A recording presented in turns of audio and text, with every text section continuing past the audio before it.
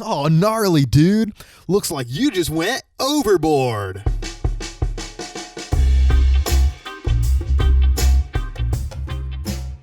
Hello, everyone. Welcome to another episode of Overboard. I'm your host, Anthony.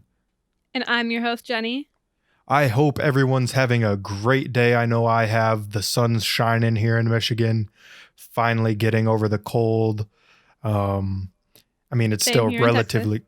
really cold, relatively cold here, but it's, when the sun's shining, it's a good day. So it's the little things that count, right? Yeah. The snow's melted here in Texas, so. And it's just nice to get out of the house because you know what I've been doing way too much, especially since I've been doing it way before, but like especially since the pandemic has been a thing. I've been spending way too much time on social media. Same. I actually this past week have not gone on social media at all. So nothing for this entire week, and I'm trying to keep on doing that until the end of the week. So fingers crossed. It's been kind of challenging in like ways that I didn't expect it to be challenging, I guess. It's really, really hard. Like I actually pretty much deleted all the apps off my phone except for Instagram because Instagram is my baby. Yeah. But it's just like, it's honestly helped a lot because especially with my mood and everything, because, Facebook is just, don't even get me started about Facebook. It's like a garbage echo chamber. And, and there's not even like good quality posts on Facebook anymore. I still don't know why people use it because half of it's just people complaining, posting dumb memes, and talking about how bad their life is. And Twitter is pretty much the same thing. Yeah. Ooh, Twitter is even worse. I think Twitter is probably one of the most toxic places and apps on the internet. And so I have mixed feelings with Twitter because I feel like I always find some really funny shit on Twitter, but then also at the same time, I'm like, there is definitely that like toxic side, or like when it pops up and it shows you what people are liking, and it's like, I don't care what they're liking. Like, right. But no, like that's why I love Twitter though. Like I was a Twitter junkie just because like you would find great memes on Twitter, and I love memes, right? And yeah. Now I don't know. It came to a point where I stopped seeing all the memes, stopped seeing all the really funny, great stuff. And I started seeing just like people attacking each other constantly for like small things. And I'm just like, I don't need that in my life. Because then I would go, you think about it when you see that like negative stuff on Twitter, you think about it and then you get mad and then or something. And it's just like, I don't know, not about that. With that being said though, folks, we kind of wanted to talk about social media, and is it a digital plague? I think social media personally has had a lot of really great things going for it, and it's brought people together like never before, which it is pretty incredible. Like you can communicate with anybody anytime you want, and you find communities that are like-minded individuals. And, so I like it, but I do feel like social media kind of has a lot of really, really, really negative things about it. I don't know. What do you think, Jenny?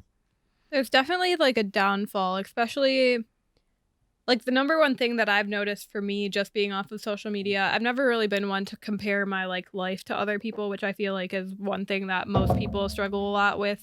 With the social media, because trap. again, like we talked about in our last podcast, like a lot of people just post the good things in their life. For me, like comparison hasn't been something that I've struggled really that much with, but what I found I struggle with is like it takes away time. It's just like no, there's rarely any value to what you're seeing on your social media, and like what I've noticed is just like an hour or two after scrolling on social media, I'll have completely forgotten what I was like looking at and what I saw, you know? Like, it just completely it's mindless. It's mindless scrolling Right. to at this point. It's not even anything that you're doing consciously. It's just like at this point, it's just become, for me at least, this thing that I go on and I scroll, and it's just a way to pass time. And just being off of it for this week, I've like gotten so much done, like productivity wise, and like it doesn't, but I'm not stressed, you know?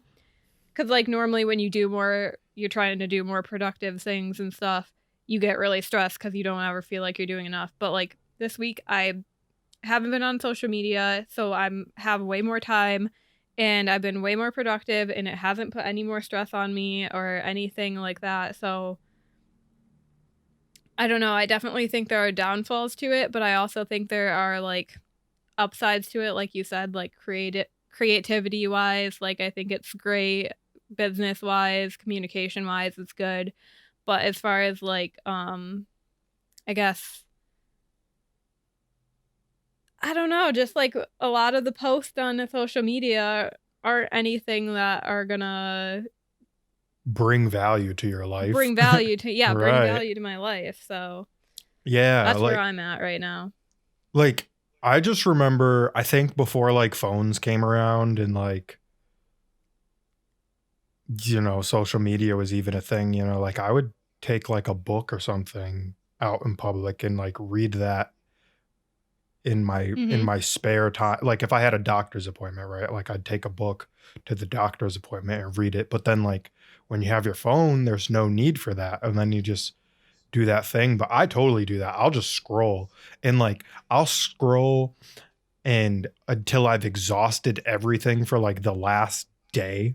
And then I jump back on like 30 minutes to an hour later, expecting like, Oh, I'll do it like 5 minutes later and be oh like, yeah, "Oh, why isn't anything else on here?" yeah, you're Like, like, why isn't there anything new? Why isn't there anything new? And it's like, yeah. it's kind of like crack. Like, I know that's very, I know that's like kind of a ridiculous Yeah. comparison, but it is highly addictive.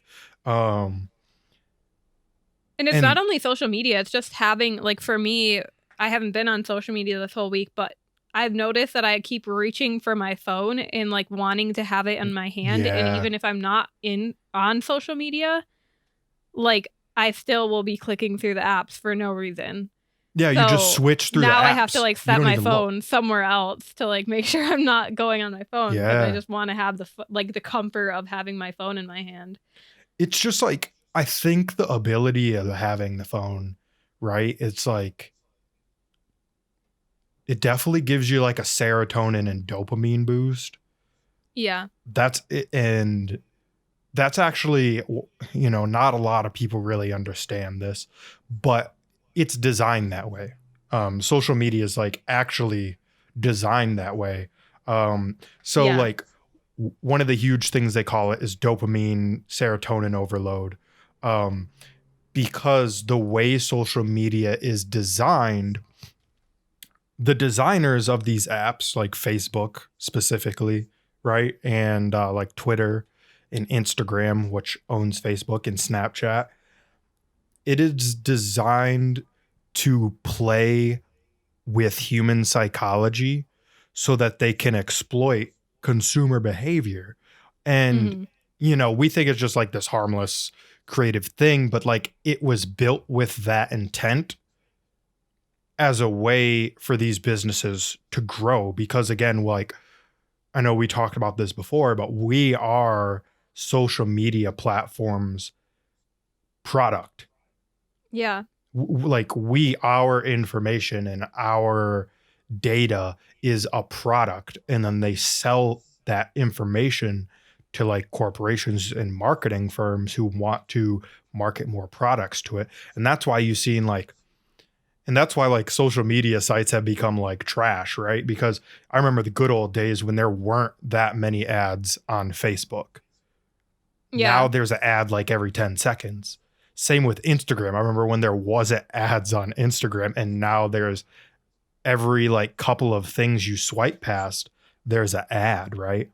And it's actually so like there's this guy, his name, I'm going to butcher his last name because I can't really say it. He's billionaire. His name's Chamath polyhopatia.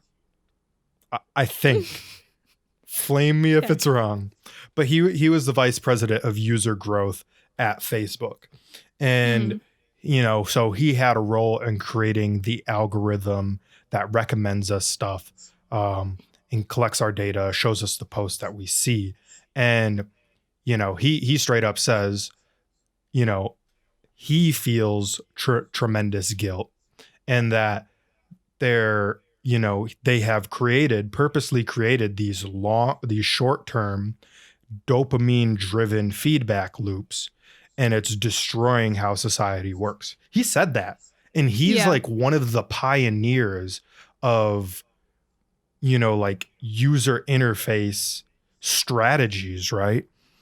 Hmm. And that's just like one of those things that's like scary to hear. And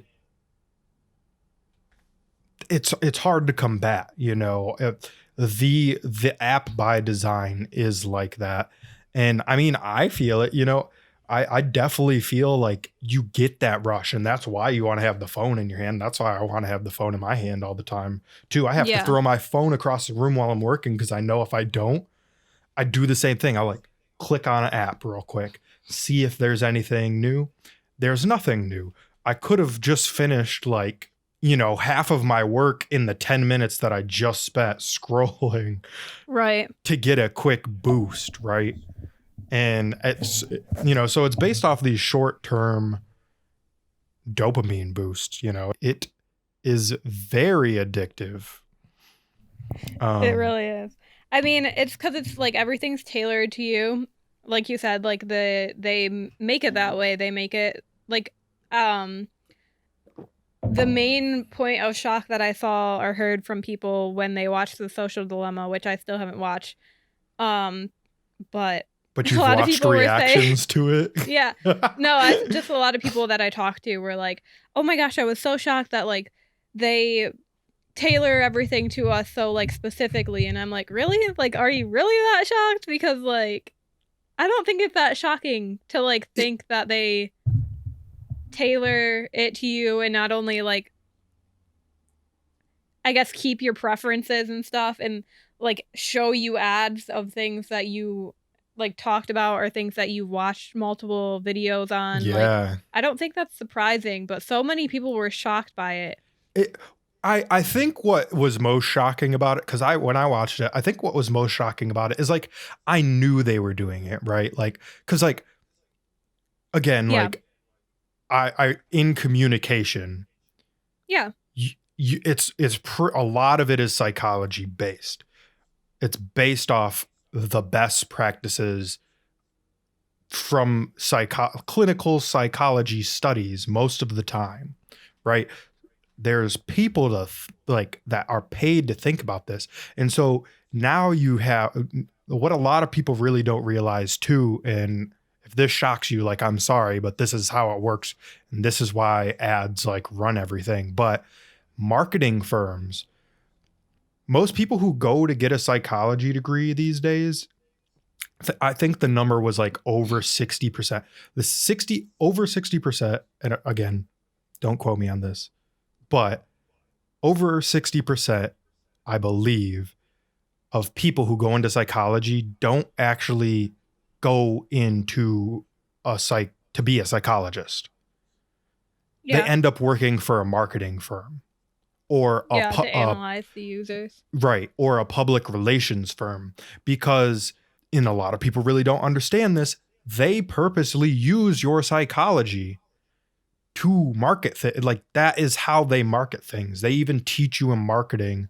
If you take marketing classes, you're going to learn a lot of psychology studies on how to best market things to people. And I don't know about you, but to me personally, when you start using a person's psychology to get them to do what you want, isn't that manipulation? Yes. I mean, But at a they can very also rough. argue that they aren't doing it without people knowing because there are clauses in those agreements that you signed. What are they called? Terms and agreement. that Yeah, nobody terms and reads. agreements.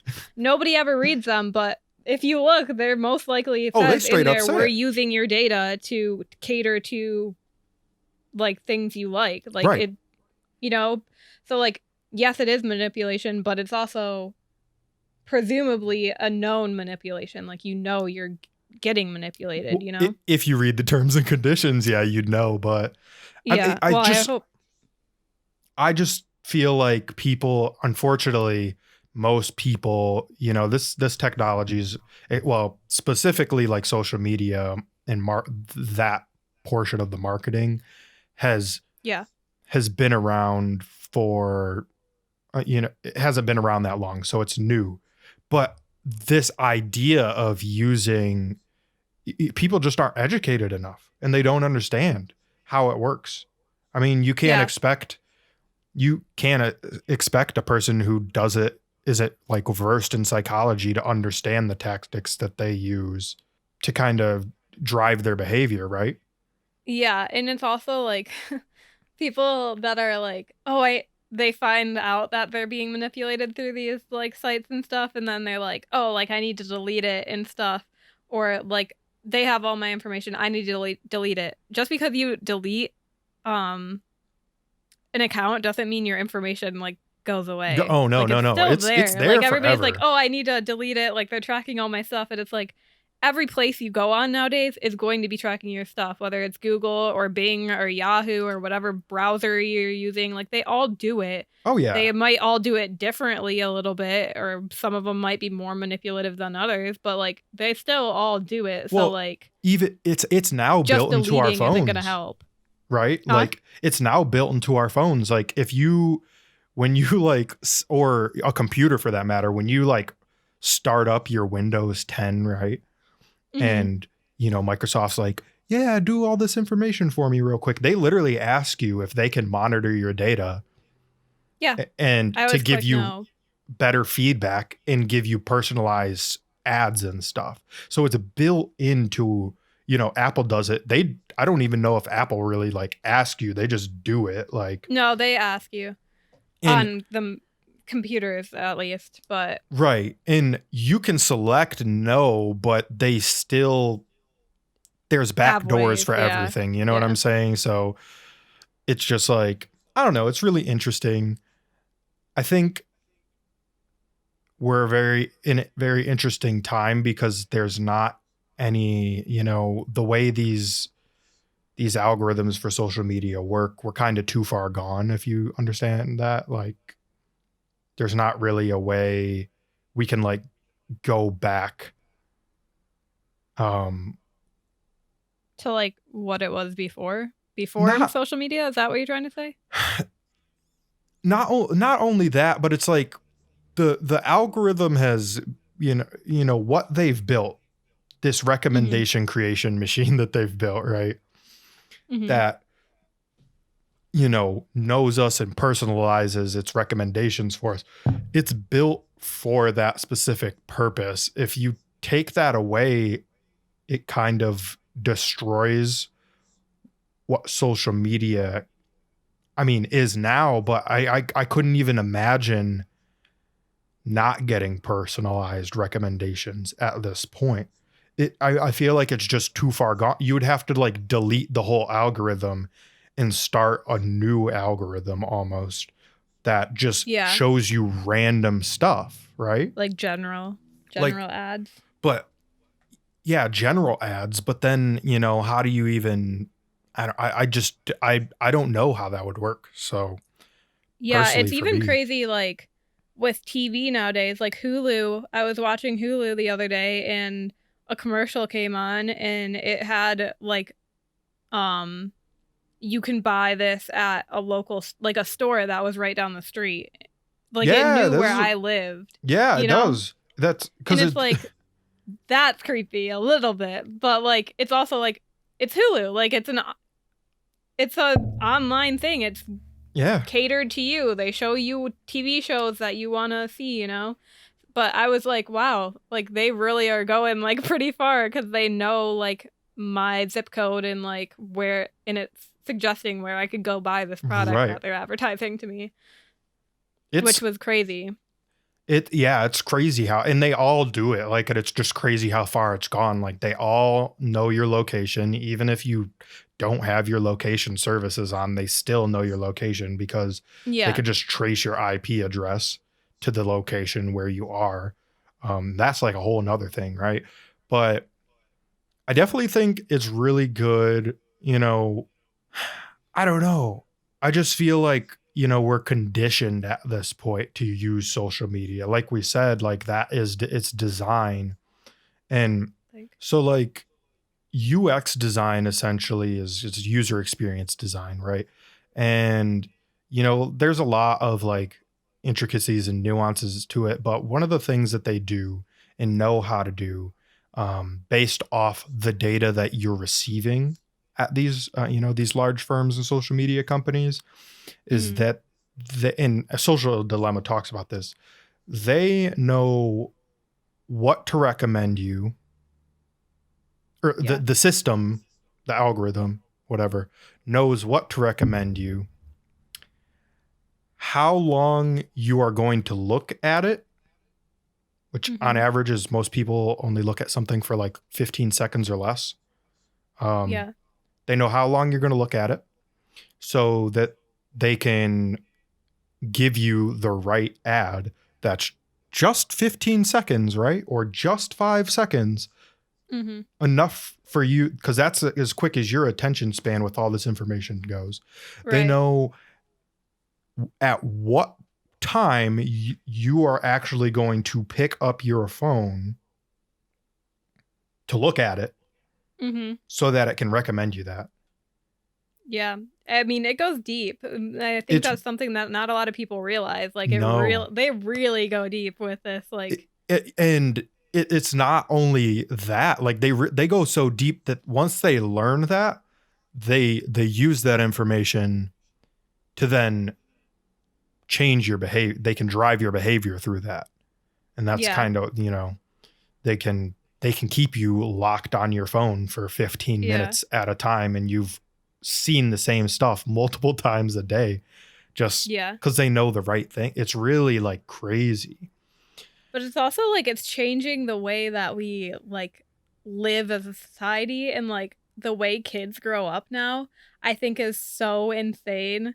Cause like I was just this week like not having my phone, and then I just like see these little kids like walking around with the phones in their hands, and I'm like, wow, like I I barely see kids out anymore. And so for us, phones, or like I guess social media, I should say, started to become big like my freshman year of high school, I feel like. So like 2014-ish.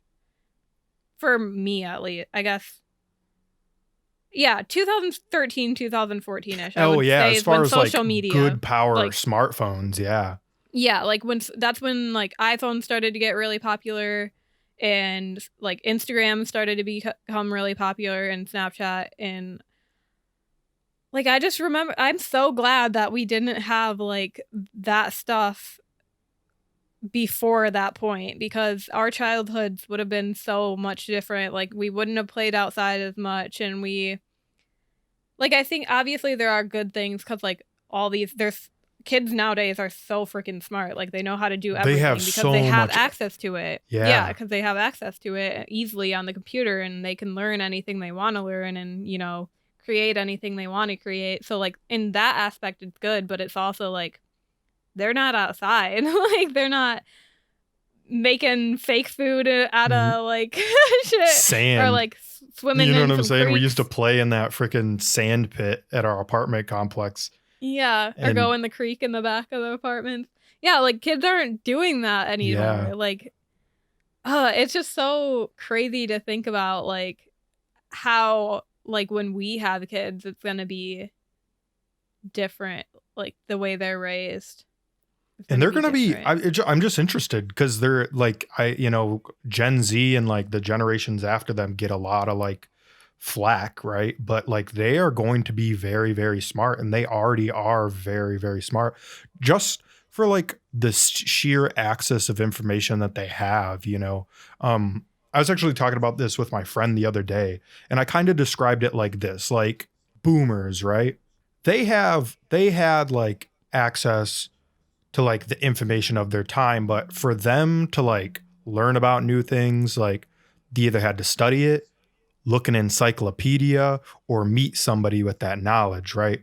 They Right. couldn't just like open up a tab or anything. And this goes for like even the earlier generations, right? So like I say like there's like a knowledge. I feel like there is almost like a knowledge threshold, right? So like let's say the boomers started out at level 1 of knowledge, and through all their studies, right, because of their generation and the access and just the way they were socialized and learned things, their knowledge could jump all the way up to like 10, right?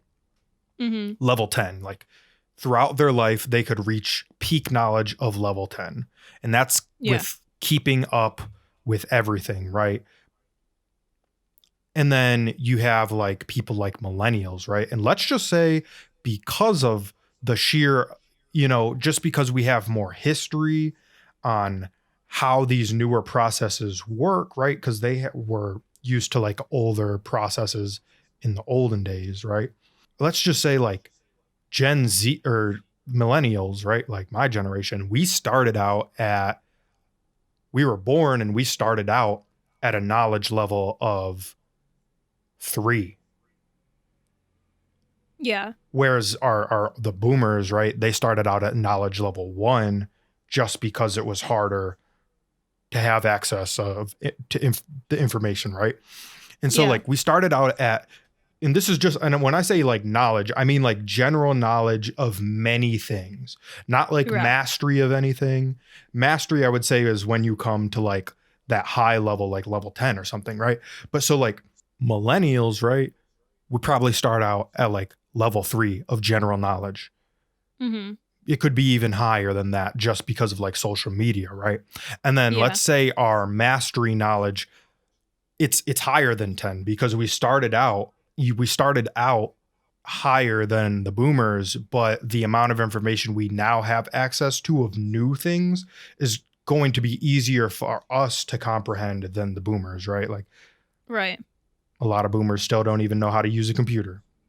Yeah. I'm not saying like that in a derogatory way, but then I'm saying like, but then these new generations, right? Like they are born out the womb, and you have 2-year-olds, 3-year-olds, and they know how to Social media or access not social media. Yeah. they YouTube just and everything. They know how to access like secret computer files that like a parent might be hiding on their thing because, and they just dig yeah. through them. They know how to use these interfaces, right? So I say like, they probably start off at this general knowledge level at a very young age, and they're probably at level 5, and their maximum mastery knowledge level is probably going to go up to like level 20, right?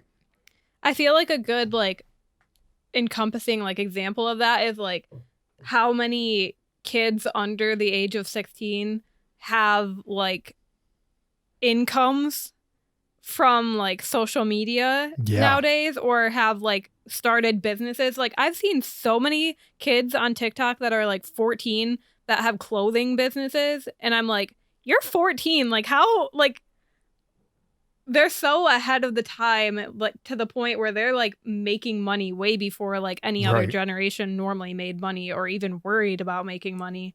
And it's not even like they're worrying about making money. It's just fun for them to And like and that's go what and they make these know. businesses because it's easy, you Right. know?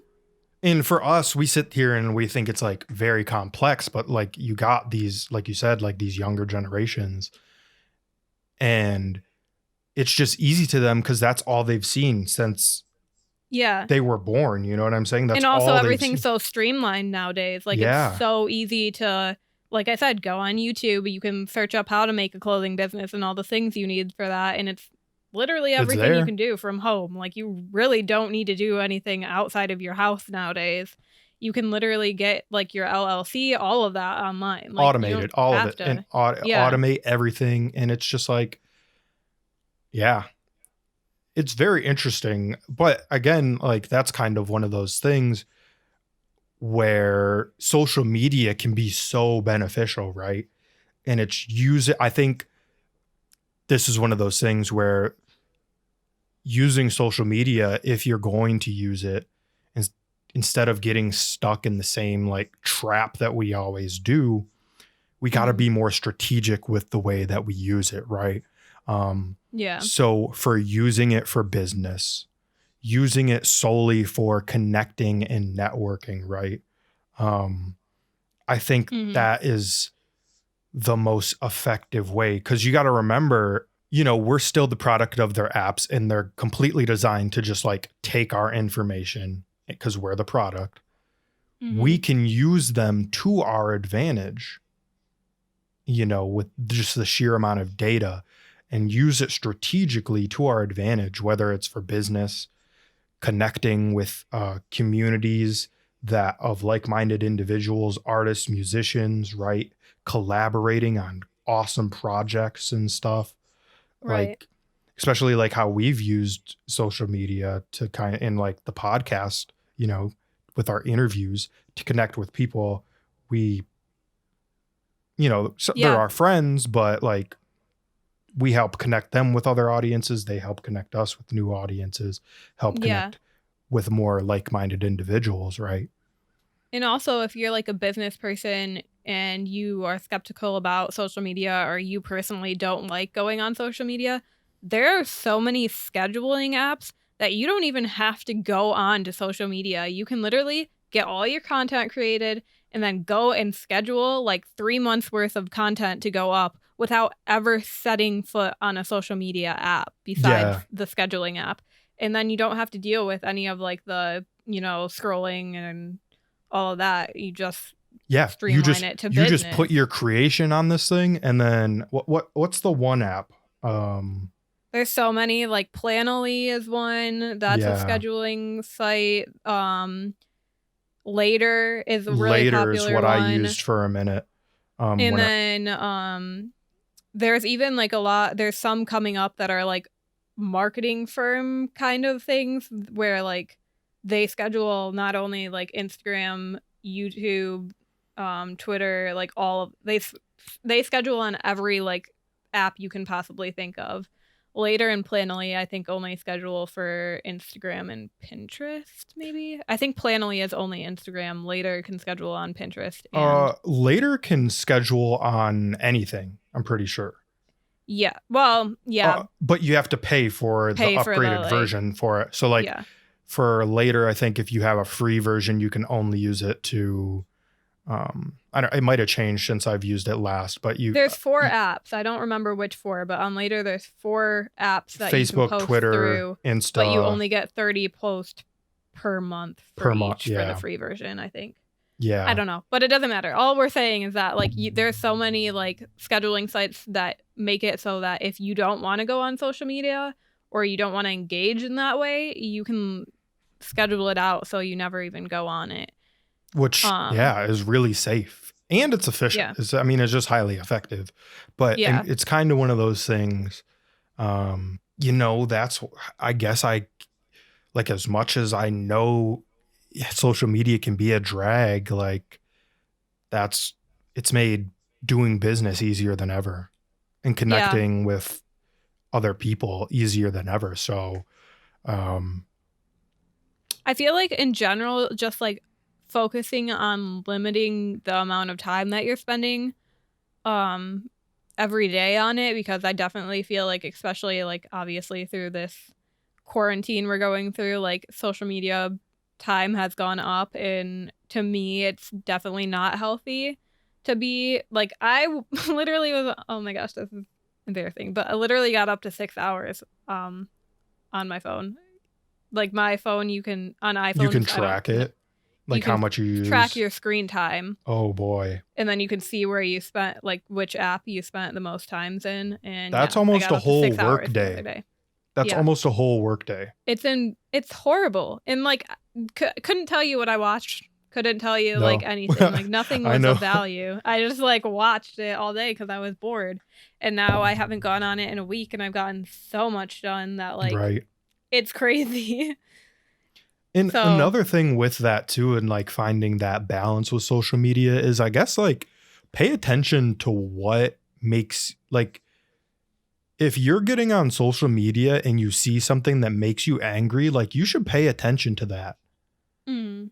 because you shouldn't be feeling that you wouldn't be feeling that negative energy had you not used social media. You know what I'm saying? Right. And then that like alters your behavior because especially if you're not like an angry person, right? Like I think most people well, I guess I can't speak for most people, but I know like personally, I'm not an angry person and I'll see some stuff that will make me upset and can ruin my mood for the entire day. And if that's like happening to be like, I think that's a very huge sign that people need to pay attention to because again, you wouldn't be feeling negative had you not gone on social media, Right. right? Like Yeah.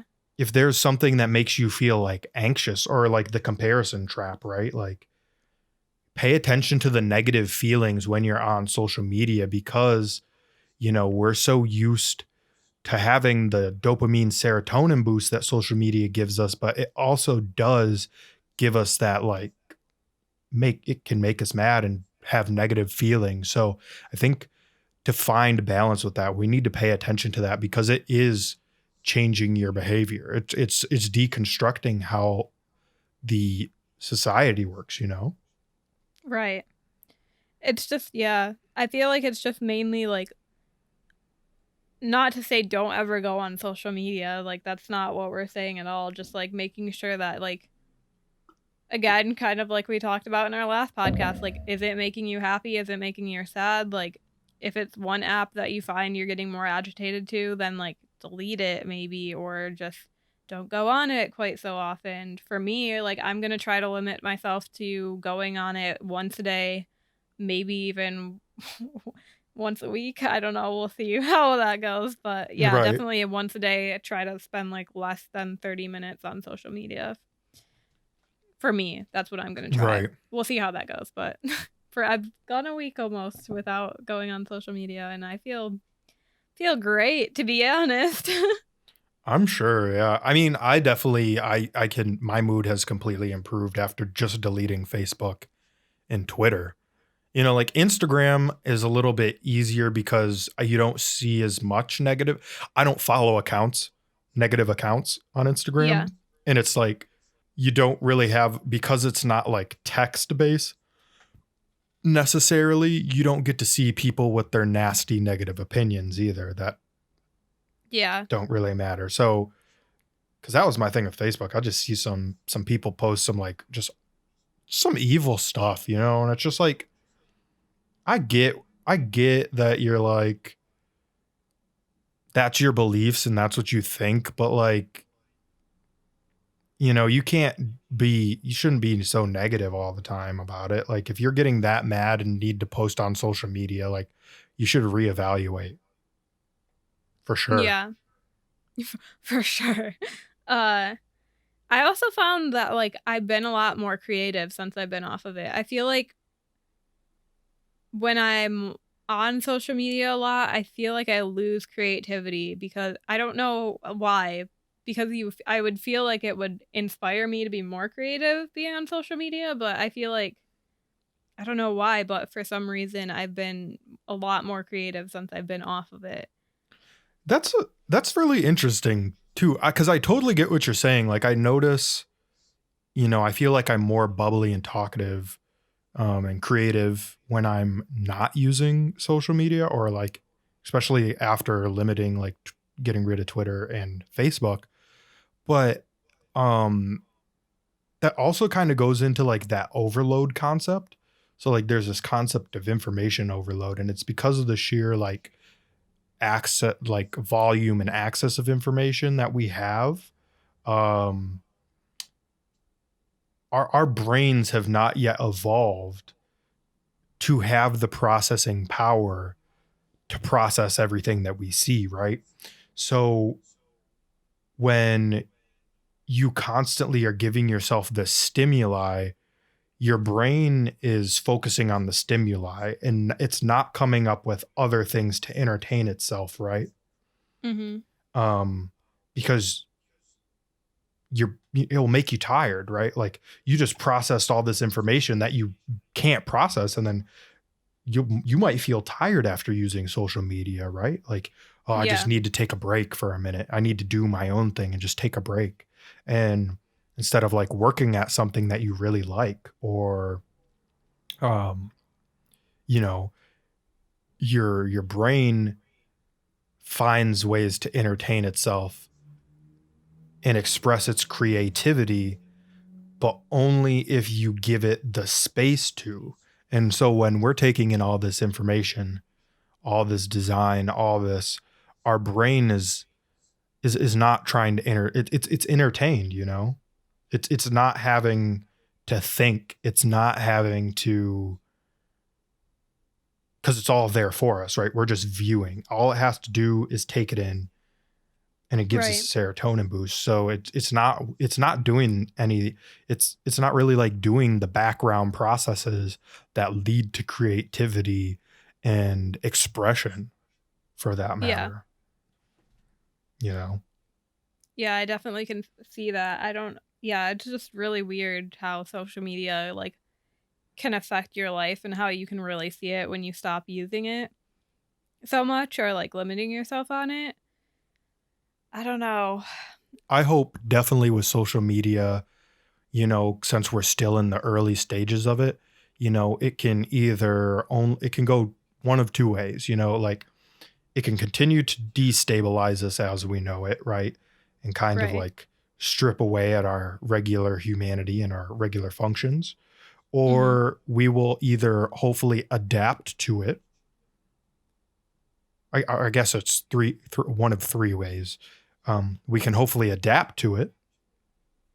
Or the third way would be, the algorithm in the social media, um, systems, in the way that they show us things, they finally perfect themselves to the point where the negatives are canceled out. And I I don't know don't that that will necessarily happen. know if that's possible, No, I don't think so.